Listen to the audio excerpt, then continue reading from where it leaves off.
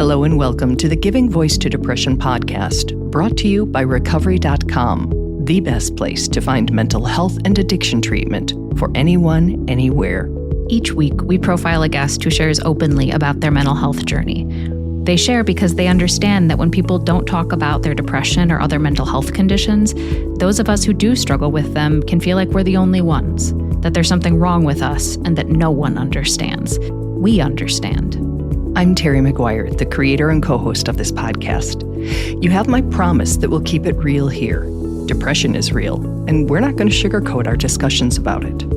Hope is also real, and you'll get a dose of that here too. I'm Carly McCullough, a licensed social worker and educator, and Terry's daughter. We've both experienced depression and also support loved ones struggling with it. We're here to normalize talking about depression and mental health in our communities, as well as our families. And to share real-world tested strategies that have worked for other people who have walked similar paths. Thanks for joining us. We record a couple of new interviews each month and also replay some of our best ones from the archive so that new listeners don't miss out on those. In addition to Mental Health Awareness Month, May is also Maternal Mental Health Month. So we're reviving this episode from our archives from when Bridget was co-hosting. Hi, Bridget. Hi, Terry. Over the years, we've done a number of episodes on postpartum depression. And by now, we think that is a diagnosis that many people are familiar with, even if they don't totally understand it. Right. And today we're going to talk with Isabelle about one I hadn't heard of called Antepartum.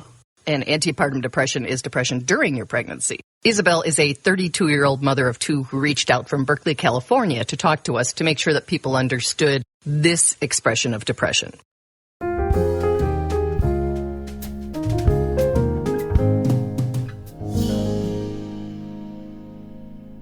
One of the hardest times I've experienced with the depression was when I was pregnant. To say that you're depressed when you're pregnant, I mean, people just do not understand that. Especially, it was a wanted baby. We're married, we're comfortable. We have what looks like this, beautiful, perfect family. And I wanted to be pregnant. Then I just wanted to die. Not the narrative we usually hear from new mothers. But given that, according to the American Congress of Obstetricians and Gynecologists, between 14 and 23% of women will struggle with some symptoms of depression during pregnancy, maybe we don't hear it because new mothers don't feel safe saying it.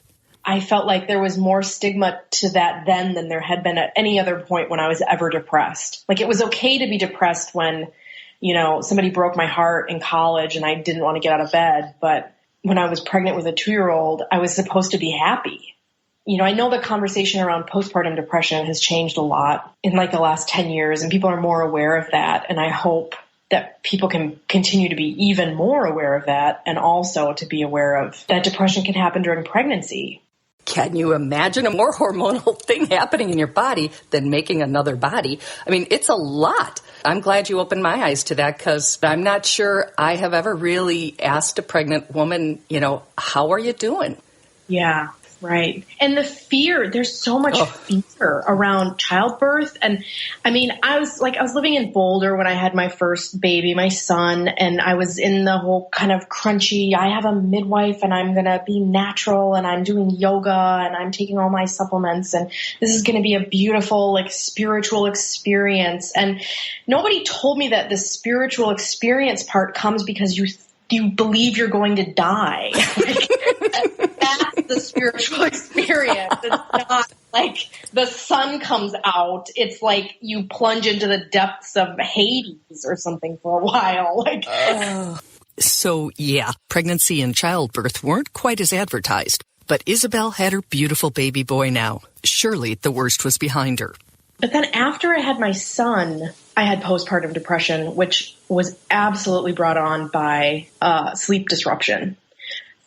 That really messed me up. And then my son was almost 2 when I got pregnant with my daughter.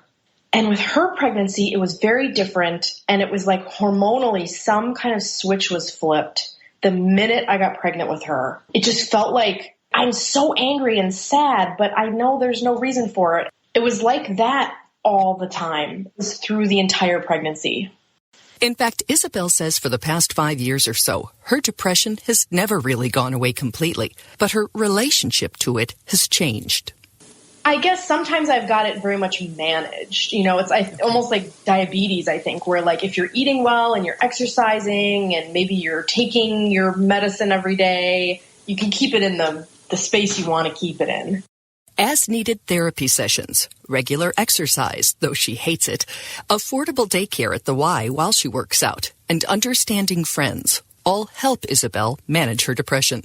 Because the thing about depression is that it makes it very easy to blame your feelings on all these outside factors, and sometimes, like, especially if you have situational depression, like there is an outside factor, but that's only sort of true, and so to try to embrace the whole picture and to have somebody remind you, yes, maybe there's something that, you could fix in that situation, or maybe there's a problem with that situation, but also you're depressed. And so also it feels worse than it is. Worse than it is, and pretty much hopeless. It makes me feel like things are so terrible and they're never going to get any better. They're just never going to get any better. And I still have days where I feel like that, but I'm better now at reminding myself, you're having one of those days. It's not actually real. Like, it's my reality today, but tomorrow I might feel differently. And there have been lots of times in my life when I couldn't do that. I couldn't remind myself of that. I was in it too deep. And I'm sure I'll be in one of those periods again where I can't remind myself of that. But having somebody else remind me, even if I don't want to hear it at that moment, it is helpful. Isabelle says it's also really helpful to hear other people's stories, which is why she reached out to Giving Voice to Depression to share hers. Because I think part of our struggle with depression in this modern age that we live in is that we have all these expectations that we're not supposed to be sad, and we're not supposed to be angry, and we're not supposed to feel despair. And we're supposed to just live in this kind of middle place all the time where we're happy and we're satisfied, but we're not too excited about anything, and we don't get too riled up. But we also don't get too sad. And I think that that's really unhealthy. And that if we could embrace the full spectrum of our human emotions and we could just be okay with sitting in it when we're depressed, that the depression passes faster. Sitting in it.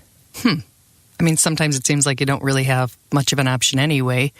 And surrendering to it might at least lessen the inner struggle. I don't know, maybe I just listen to too many Buddhist podcasts now, but I feel like that has helped me more than anything, is this idea of just being in it when you're in it and trusting that the only thing you have to really trust is that you're not going to be there forever. That if you can only remember that then you can get to the next moment and the next moment and the next moment, and eventually something shifts and it feels different.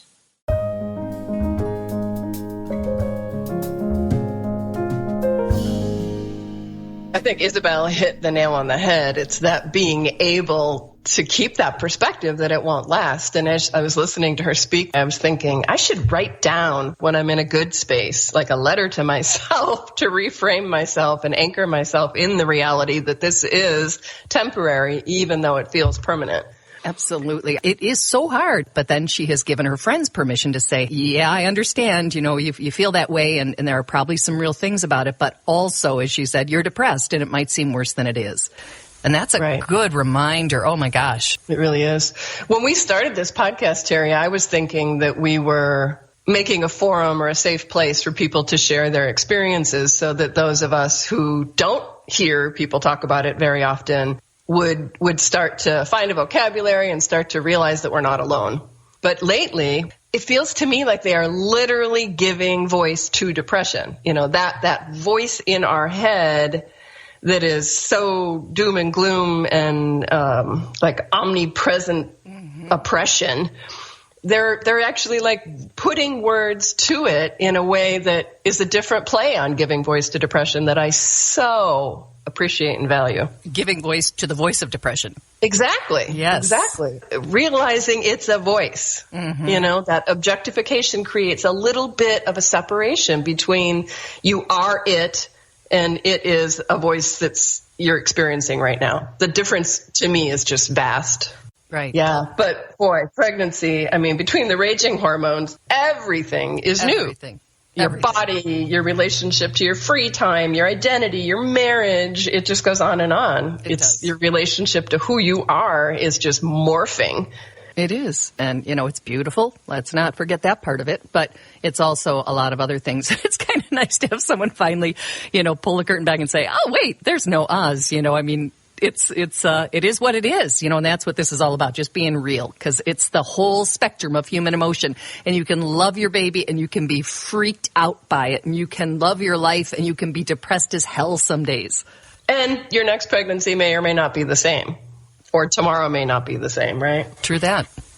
So a special thank you to Isabelle for being real about her experience and for sharing it with us and with other women. I learned a lot from her just about the way we speak to our depression and to ourselves during it.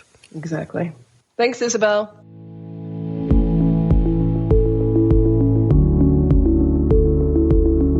We really hope that this discussion helps give some language or context to your own depression, or ideas for how to support someone else in your life living with it. We invite you to check out the hundreds of episodes in our archive and to explore both the Resource Hub and treatment options on recovery.com. Depression is too dark a road to walk alone. We'll be back next week.